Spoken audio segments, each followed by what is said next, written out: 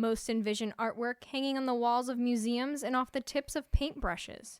But a living art form reveals itself this time of year. It's an art that's always changing from day to day, year to year.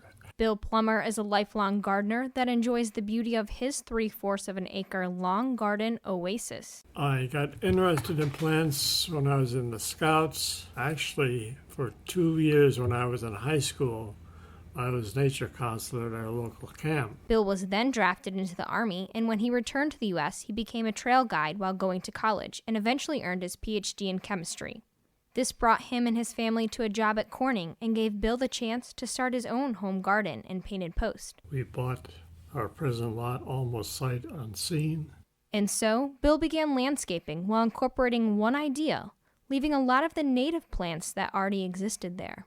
Native plants occur naturally in the place where they evolved. This could be restrictive to the state, region, or country, depending on how you view the term native. There was mayapple, lots of mayapple, bishop's cap, foamflower, lots of ferns.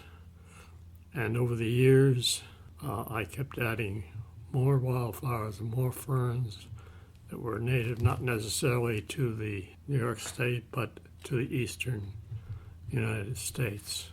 Fast forward to today, 50 years later, and Bill is celebrating a half-century in his garden that highlights native plants of multiple varieties alongside non-natives. Walking through the sprawling garden, Bill points out many examples. It's an Indian name.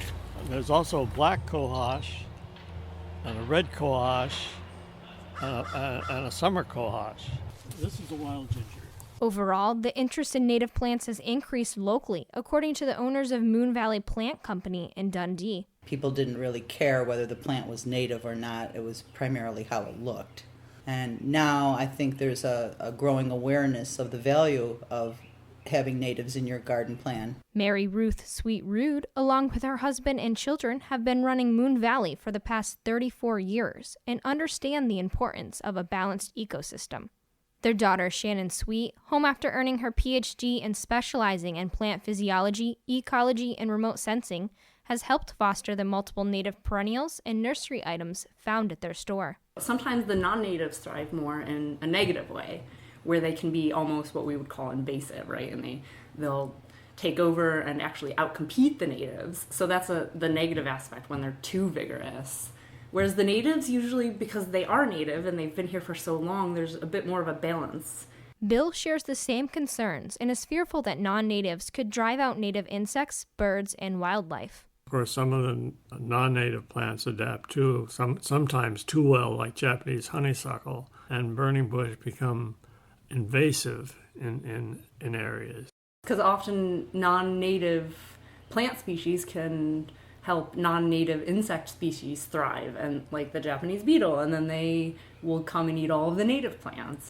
For these reasons, Moon Valley is happy that gardeners and landscapers are now paying more attention to the origins of their plants. In addition, many native varieties can help reduce soil erosion with longer roots. Well, I think it's better for the ecosystem to keep the native plants healthy, alive, and thriving. And this is why they have many options to pick from, while still offering non-natives that are not invasive. Those cool orange daylilies, I'd say. The yarrow. Yep, Achillea yarrow. The goat's beard, Augustoche is a cool one. Porteranthus. Phlox. We have a whole list. We also walk through many of their native grasses, ferns, hydrangeas, and geraniums, just to name a few.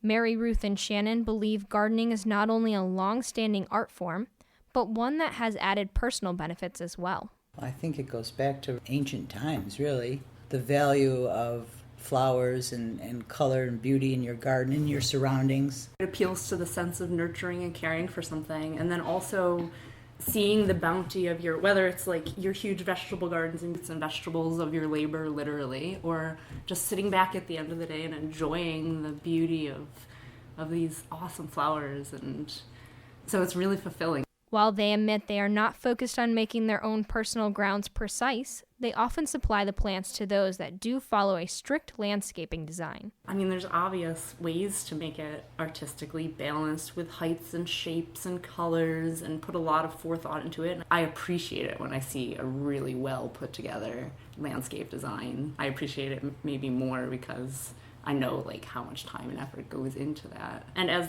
just a simple kind of gardener, landscaper myself, I find it really fun and meditative. Strolling through their greenhouses and flats of countless perennials, annuals, vegetables, herbs, and nursery items, it is clear a lot of dedication goes into what they sell. They start many plants right from seed. But I'll show you how it starts. Starting from when she could walk, Shannon was right out there with her mother planting seeds. And in the beginning, things were a lot harder with no running water or electricity on the site.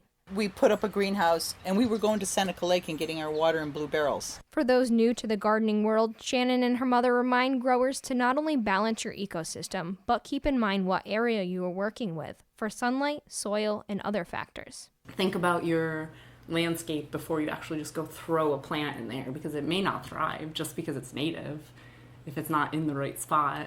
While the season for gardens to flourish may seem short, Moon Valley feels like the reward outweighs any cost. I don't think working with plants stresses us out. Back in Painted Post, Bill Plummer is now taking pleasure in how his garden has evolved over 50 years. Starting out, it was 95% work and 5% pleasure, with building his own stone wall and continually adding to the garden. However, today, those percentages are reversed. Don't fuss about a lot of things. I like to enjoy the garden, so I walk around. I usually have a pair of pruning shears in my pocket, and I walk around and enjoy it, and I see something that needs to be pruned, I prune it. Otherwise, I just enjoy. And when asked about his favorite native plant, he gave a true gardener's response. What's ever in bloom? With Bill's extensive experience and research into horticulture, he has planned out his garden so it seems like there is something always in bloom. I must have more than 3,000 of the bloodroot.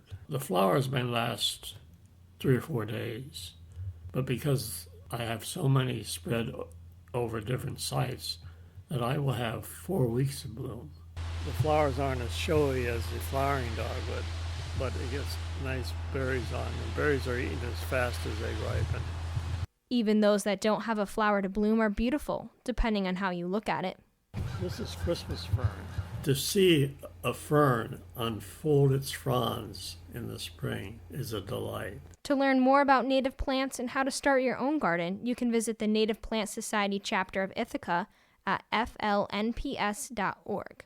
To connect with Moon Valley, visit their website at moonvalleyplantco.com.